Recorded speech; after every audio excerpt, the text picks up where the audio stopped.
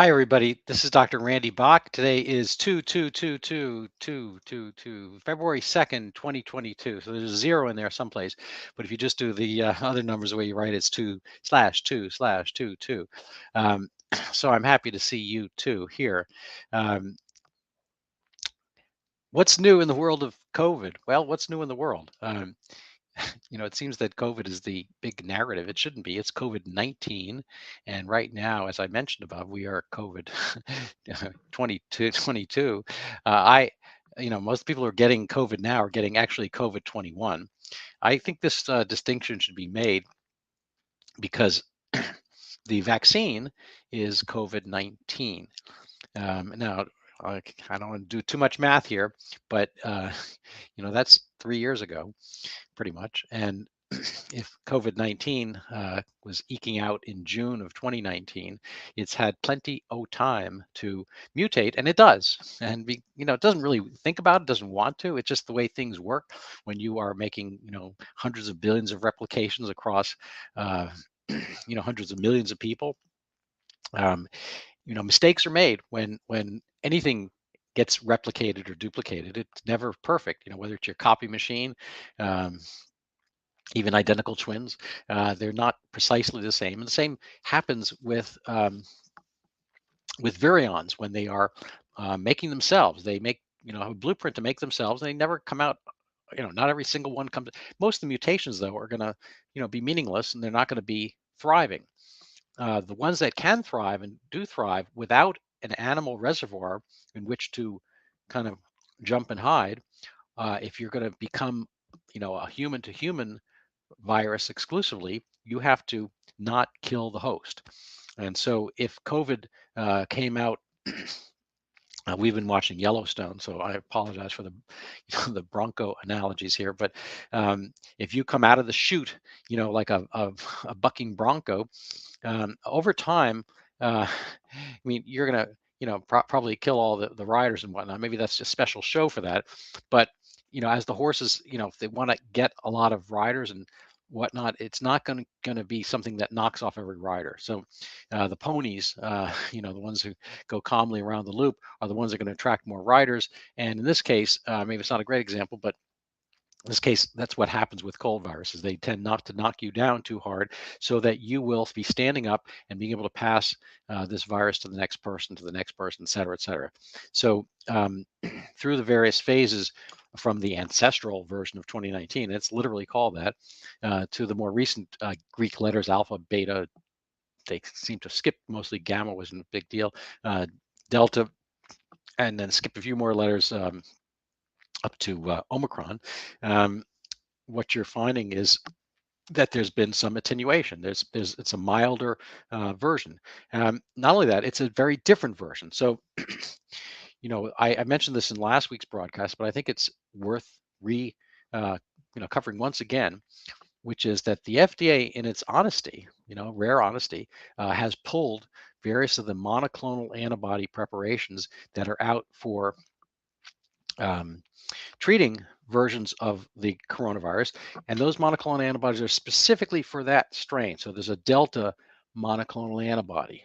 And now it's been pulled from the market because Delta is no longer hanging around. 99 point something percent of corona cases are Omicron. Now there's like a slightly new, like a sub, Omicron B. But either way, it's no longer Delta around. And which has Omicron. So they pulled the monoclonal antibody that's against Delta. So the example I use, if you had a policeman in front of your house with a restraining order for Alec Baldwin, and he can see Alec Baldwin's face, he won't let Alec Baldwin in.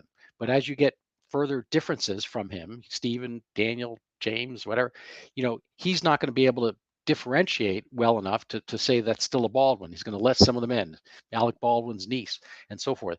And so what happens here is that so for the monoclonal antibody treatment, honestly, I think this is a reasonable proposition. If you want to treat Omicron with if you have it's not that severe in illness, but if you did have it severe enough that you needed to go to monoclonal antibodies to treat it, you would get one that's specific for this Omicron. So Omicron does not, on its external aspect, in a protein antibody sense, look enough like Delta that you can use the Delta one. That's us from a few months ago, from 5, 6 months ago, maybe a little bit longer, 7 or 8 months ago. But so you are using a completely different monoclonal preparation.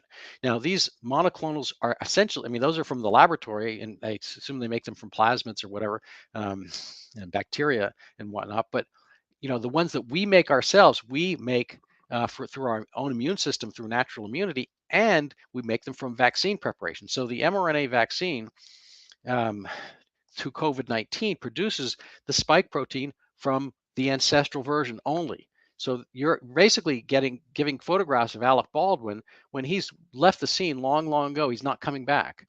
And so when you have the new ones to keep boosting the production of our monoclonal antibody, we're going to produce a single clone, a single strain of of um,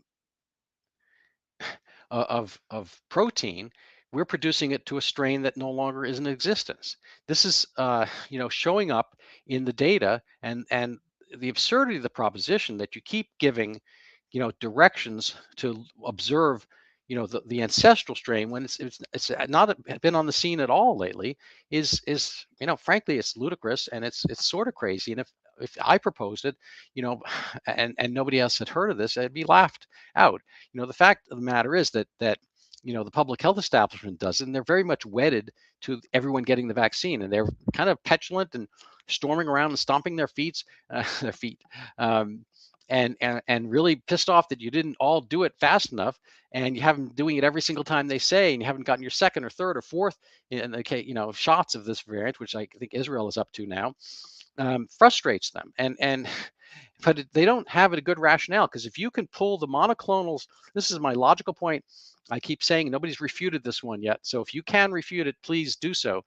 But if you think, if the monoclonals can be pulled from the shelves and are made over and over again based on the specific strain that's out there, why are you giving essentially the same monoclonal antibody for the ancestral version through the vaccine? So to state more clearly, we produce our own monoclonal antibodies just like you can get from those injections, but we do it by proxy through the vaccine. So if they had a brand new vaccine for Omicron, it would produce Omicron spike protein, and that would cure and prevent people from having Omicron now. But what we're giving is something that produces a monoclonal antibody against the spike protein of the ancestral version from 3 years ago. That's not around anymore, so you're fighting the last battle. And I apologize for bringing this up again, but this is a very, very crucial point. And this shows the big mystery. Everyone's like, oh my God, how can it be that the people who are vaccinated are showing up in the hospital more with Omicron than people who are not vaccinated? Um, or people who haven't been vaccinated as much or not boosted are showing up fewer times in the hospital, less frequency. The data from Germany, from I think it's the Robert Koch Institute or something, which is kind of their CDC, showed that, again, I don't have the slide in front of me right now, but uh, the something like 90% of the population in hospital have been vaccinated, and only 70% of the population has been vaccinated, the underlying population. So the 30% of people who are unvaccinated are showing up at the hospital only 10% of the time. So therefore, they're 3 times less likely to show up with Omicron hospitalized. I think that probably has to do with their age and so forth. But at the very least, the vaccine is not showing the booster part of the vaccine is not showing any benefit against the current strain. Why is that? Because it has nothing to do with the current strain.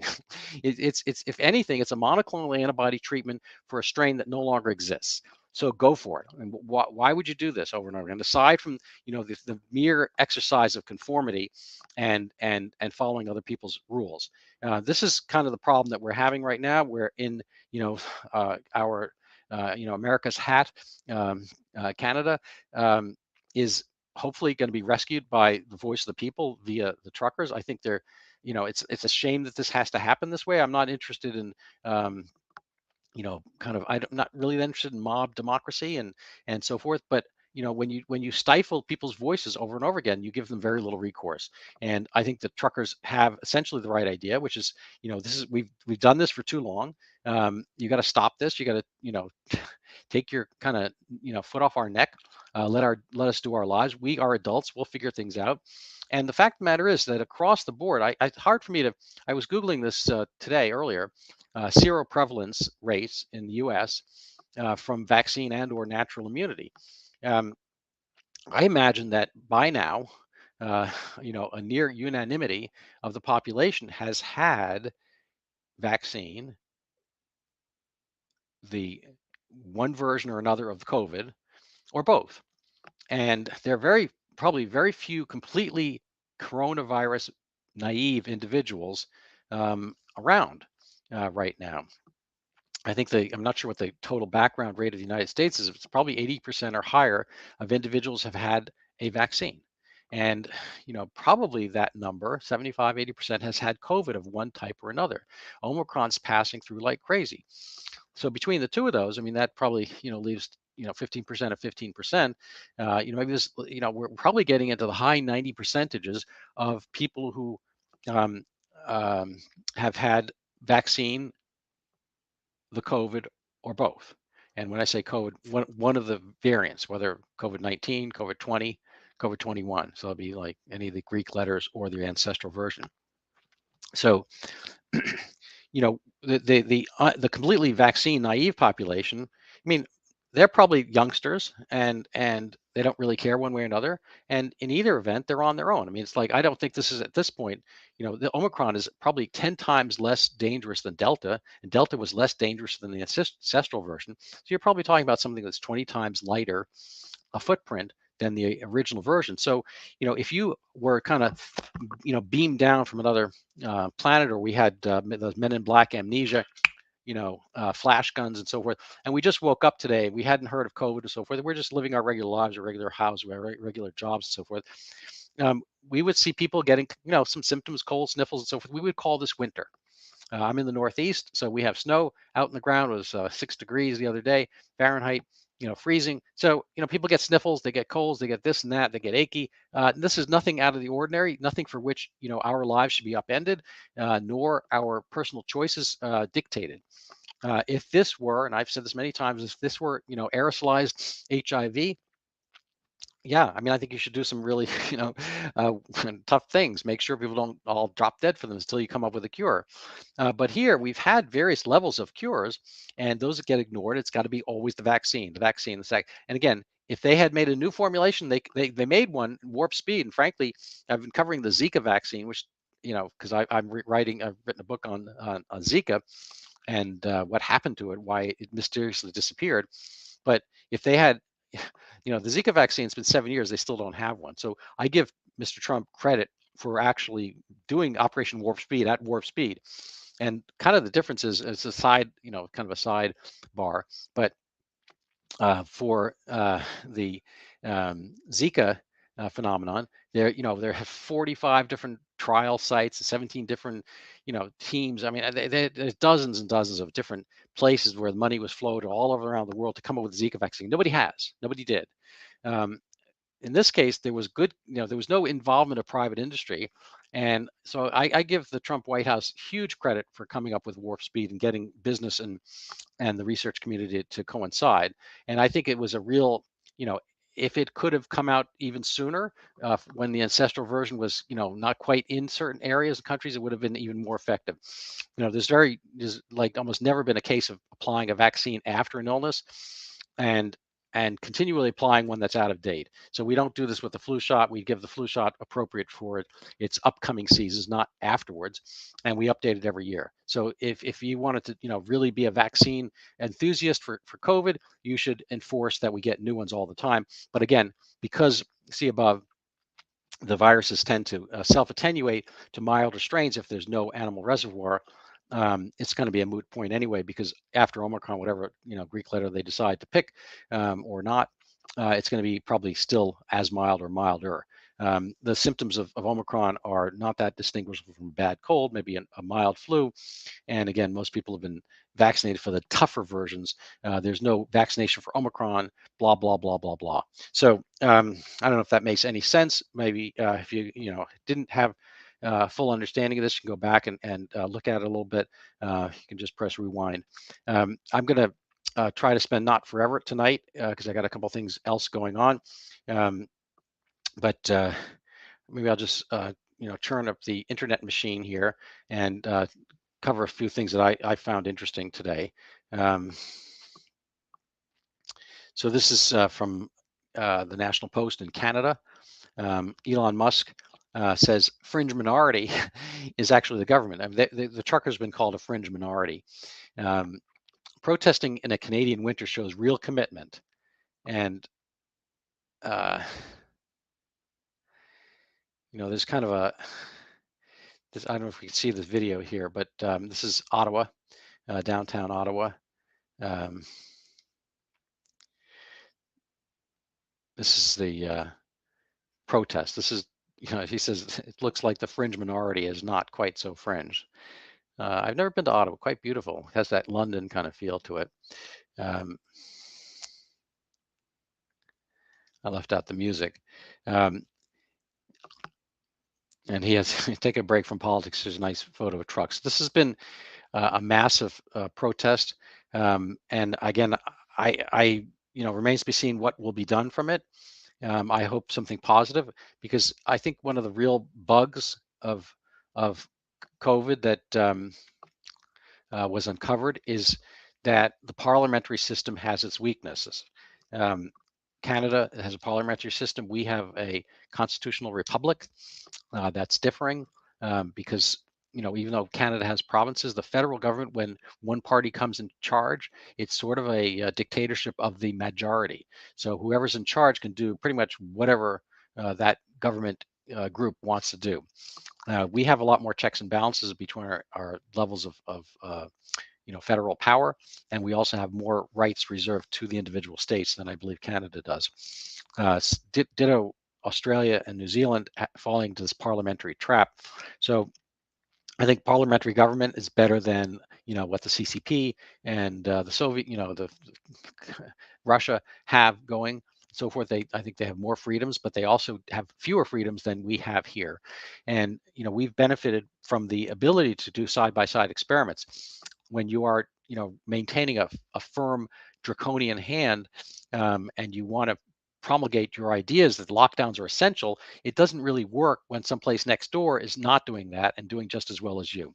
So I'm going to try to get to some aspects of that here. So let's see, where was it? Do do do do.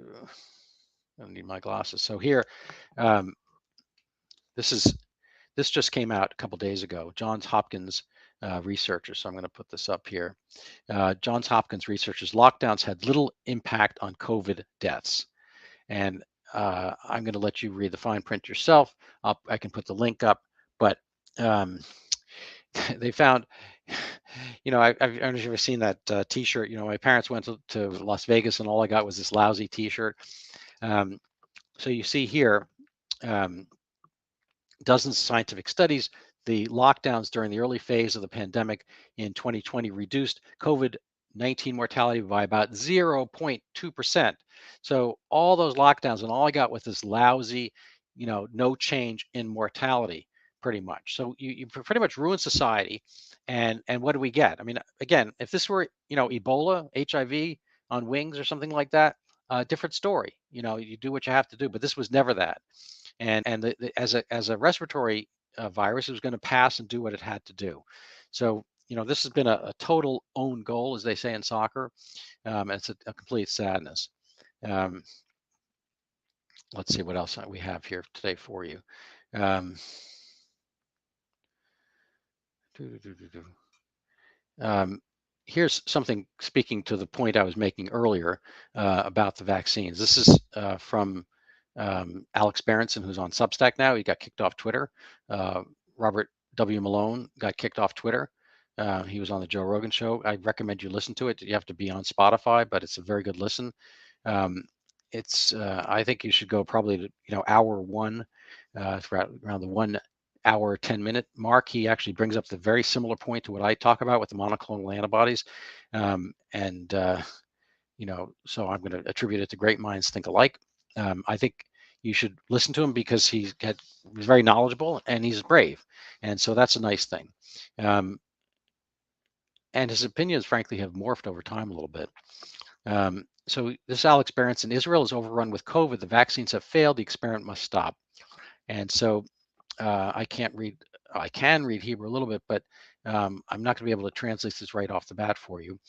But basically, I think they're on their fourth shot, so the third booster, calling it, and they keep doing so. Definition of insanity is doing the same thing over and over again, expecting different results. Right now, um, they can't get any more immune to COVID-19 than they already have.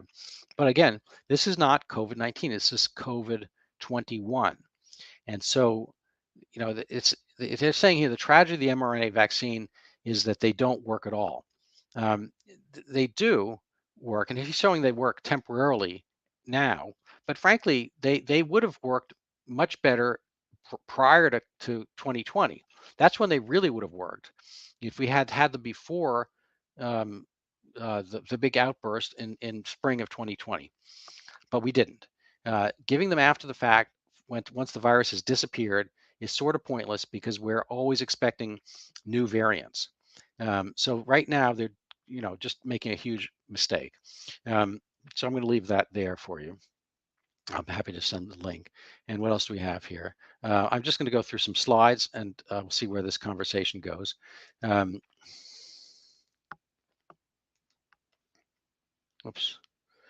I'll put it in slideshow mode, makes it look nicer. um, so here's kind of an interesting critique, I assume from her hat and the sign in the back. This is in Canada. Did the, basically, are the, are the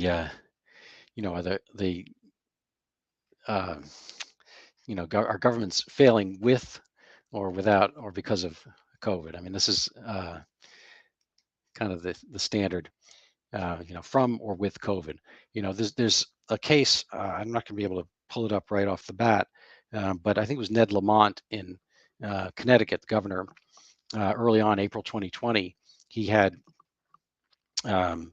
was pointing out a child had died from coronavirus. And there's been some investigation because pretty much across the board, there have been no children dying from COVID. And this was, I think, an infant, a 1-year-old. And it made news at the time, was covered and whatnot. And somebody went back and looked at it. And it turns out that 1-year-old, unfortunately, sadly, was smothered by his drug addicted, doped out mother who rolled over on him. And so when the baby got there, I don't know what the issue, I can't really even comprehend this, but they did some testing either at the hospital or post-mortem, and they found COVID, and they called it a COVID death, and they ran with this as a matter of fear. And so this is a total tragedy. It's a misuse and so forth. And so, your government, needs to make that distinction, whether it's with or from COVID. So this baby died from being smothered by a sadly addicted mom, and COVID had nothing to do with the case at all. These are our elites, and in a sense how they look and feel about you. On the right is Gavin Newsom, and he made the same excuse that Dr. Fauci did at the Washington Nationals games in 2020. These only took it off to drink a for a drink of water. This is not the case. You can see the other people in the booth. Not when there's no masks to be seen. They don't have them in their hands. And he said that Magic Johnson really wanted to take a picture with him. I'm sure assume it was the other way around. But if he cared this much, I mean, Magic Johnson is a 65-year-old man with HIV. So that's, immunocompromised. Now, it would never occur to Governor Handsome over there, or Newsom, that Mr. Johnson's, kind of last 15, 20 years, maybe it's been 30 years since he announced he had AIDS, HIV, is that he has lived this long through therapeutics. He has lived this long and seems perfectly in fit health, I guess, and robust and so forth, despite having HIV, which is uniformly deadly without treatment. So this was not done with a vaccine. There's been no HIV vaccine. If he had waited for a vaccine, he'd be dead. They took therapeutics. So this is, I'm sure he's not thinking about this while he's watching the Rams move on to the Super Bowl. But it's an absurdity. This is the kind of the way that your elites think about you. And this is what pisses off or angers the truckers of the world because they see the dichotomy and the double standard. This is a picture I took off the TV watching the same game. I hadn't seen the Gavin Newsom shot. I'm not sure who the actor on the left is. Maybe somebody can help me out here. He looks sort of familiar, but there's Leo, the environmentalist. So with he has his chin brassiere on. I don't know why you bother.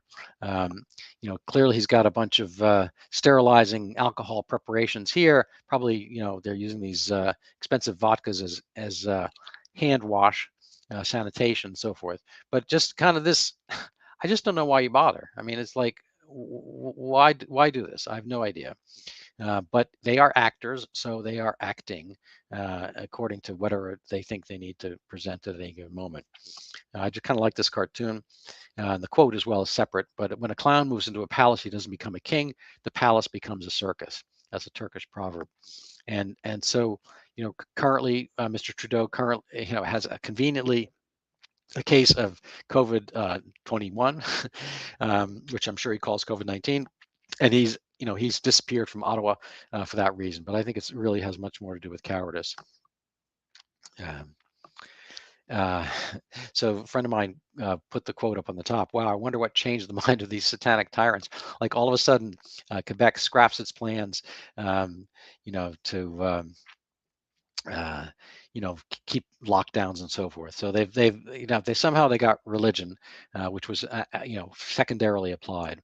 And Kurt Schlichter thinks it's hilarious that the socialists are furious about the workers of the world, finally uniting. And they just had no idea that they're going to be uniting against them. This is interesting. I think it's kind of funny. So what do we got here? This refers to the Joe Rogan Malone episode, for which Neil Young or Neil Old or whatever he wants to call himself, kind of, he had no actual right because he'd already sold his oeuvre of songs to somebody else to pull them off Spotify because he had no actual rights to them anymore. But here, health experts warn of thousands of Joe Rogan-style uncensored conversations increasingly happening between everyday people. So I hope you actually will do that with us here. And I'm trying to be not quite a beacon, but a little bit of a mini light on some of this stuff. This is kind of a spooky thing I saw the other day. It's a new press release from our CDC. I highlighted the P's because I don't know if they did this on purpose, but they alliteratively, the NIAID pandemic preparedness plan targets prototype and priority pathogens and a preemptive approach to They've got this little nifty logo. I'm sure somebody spent a few thousand, tens of thousands of your tax dollars working on. The inner, well, I suppose this second inner ring of responses would be vaccines, therapeutics, diagnostics. So it really depends on the virus. HIV, there'd be no vaccines. Diagnostics, I guess, but therapeutics would be like almost all of this. With COVID, it was all vaccines all the time. I mean, obviously some testing and so forth, but therapeutics have been really downplayed, and I think that's a shame. So a friend of mine carried on the alliteration. You read on the top. Let's see.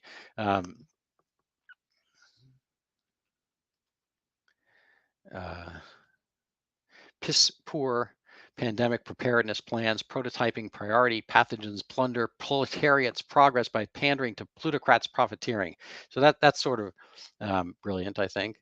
Let's see. So let's make sure I was still streaming us here. So let's just move on a little bit. This is, you can maybe take some offense of this. I mean, I'm Jewish, and I don't think it's quite the same. The Jews were rounded up exclusively and they were brought to their death. But I do think the aspect of excluding people and shaming them and pointing at them as somehow different and subhuman, there have been talks of people being denied, not talk, but there have been actual cases of people being denied hospitalization. There's somebody first online for, I think, a heart transplant in Boston right now, and he's in his 30s, and he doesn't want to be vaccinated. And he's not going to get the heart until he accedes to this. I don't want to get into the medical aspects of that because I think it's complicated. There's certain aspects of being immunocompromised after the heart transplant and whatnot. But we're seeing aspects of this where people are being dehumanized, and I think this is what brings on the big protests.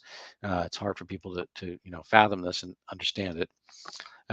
This is I came across today earlier from Michael Crichton, the late Michael Crichton, Crichton, a lecture. It's been 20 years ago, um, but Chernobyl. Mind you, the TV series is really fascinating. You should watch it. But the predictions of deaths from the public health establishment and from institutions, so forth, were thousands of times higher than actuality. And so these are all the various predictions, and in yellow I highlighted the actual numbers. So the United Nations Commission 2005 found a total of 56 um, uh, deaths from Chernobyl itself.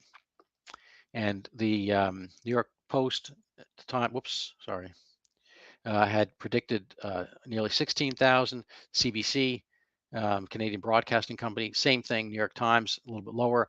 But all these numbers, all these predictions throughout the years subsequent, this 1986, took 20 years for the actual number to come out. Why did it take this long to come out? I don't know, but it's massively smaller than the actual. And it turns out in the UN Commission report, which I could have brought up, the major issues with Chernobyl are kind of the mental issues that people have from feeling as if something horrible is going to happen to them. They become immobilized, and they become dependent, and they become dependent on the state information, oddly enough, even though it's so fatuously, fabulously, fictitiously wrong. The orders of magnitude different from what are predicted. So this is not Chernobyl, but it does seem that fear is something that bureaucrats are good at, and it is a power accumulator, and we have to be very wary of this. Now, this is an old one. This is from 100 years ago. Not quite relevant, but I just thought I'd bring it up. This is regarding the Spanish flu, and it took some time to get things back to normal. But you have to admit, they didn't have real virology back then. They didn't have kind of testing we have, precise, immediate testing. They didn't have the hospital facilities. It took them a couple of years. It shouldn't have taken us this long. We have 100 years of better science and knowledge, and we have the internet. We have instant communication, and still we're barely able to kind of get up from our feet more than or quicker than they did. And they had an entire Great War, later called World War I, to deal with, and a case fatality rate that dealt with much younger people. And the QALY, the quality adjusted life years lost, probably an order of magnitude higher than what we experienced, and maybe more, given that the population mostly susceptible and dying was young, rather than our median age of 82 here. This is from my Zika talk and book, that the kind of the timeline for the Zika vaccine. I'm not going to. You can read this and so forth, but the part that interests me is on the bottom, that Science magazine has learned that the NIAID, that's Dr. Fauci's group, plans to test a vaccine by deliberately infecting people with Zika. So whose health are we really, when public health is doing public health, are they really doing it for you or for themselves? I mean, I think it's a fascination to have made a Zika vaccine. They never did, mind you, but they want to give people Zika so they can protect people from Zika by making a vaccine for which they've just infected you. I don't know, you tell me. So you can read this one here. Natural immunity during the Delta wave. So natural immunity is stronger than vaccines alone during the Delta wave, and it's likely, I believe it's the same thing happening now, as I mentioned from the data in Germany, that people who are having natural immunity, unvaccinated, do better than people who have been vaccinated without natural immunity. If you've had the natural immunity, with or without the vaccine, you're doing about the same. So those are the two green numbers here. So the real determinant of how well you do is having had natural immunity, especially now that the COVID-19 vaccine is dealing with something that no longer exists, is giving you antibodies to something that's no longer in circulation. This is a simpler slide of the same basic proposition. You can stop and read this from the CDC. You might have heard of them. Um, and so the um, you know the let me get my glasses here. Um, you get basically this is the number of times relative protected against infection um, versus unvaccinated people with no prior cases. Whoops, sorry, going the wrong way. So unvaccinated or vaccinated with a previous infection, you're doing, let's see how to read this, chance of contracting COVID on May 30th, chance of contracting COVID on October 30th. So you went down with your chances went down with having had previous infection either way. So those who do the worst are those with no previous infection. This is a slide from the same article. And I just want to point out that those who are completely naive with no vaccine and no exposure actually had higher rates of hospitalization during Delta last summer. I don't think that's the case with Omicron currently because Omicron doesn't really hospitalize people that much.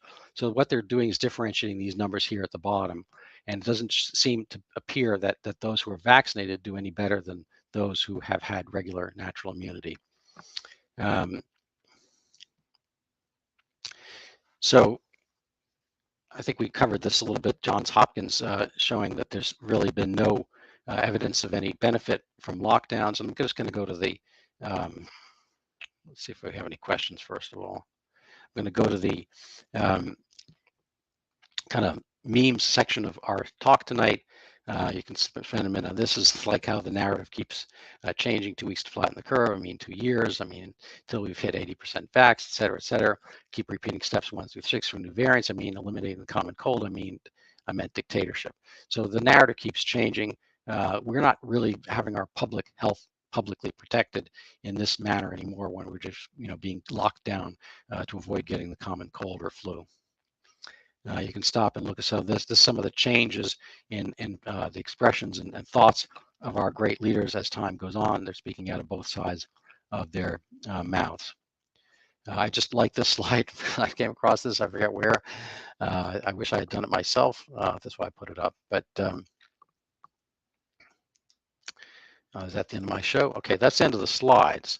So let's see if I can just pull this off and if I have any closing words here. Not really. I think I'm going to just call it a night. If you would like me to explain any other aspects of COVID-19, COVID-20, COVID-21, or now COVID-22, let me know. And I'm happy to have been with you. Please share this as well as you can. I thank you so much for having let me into your home.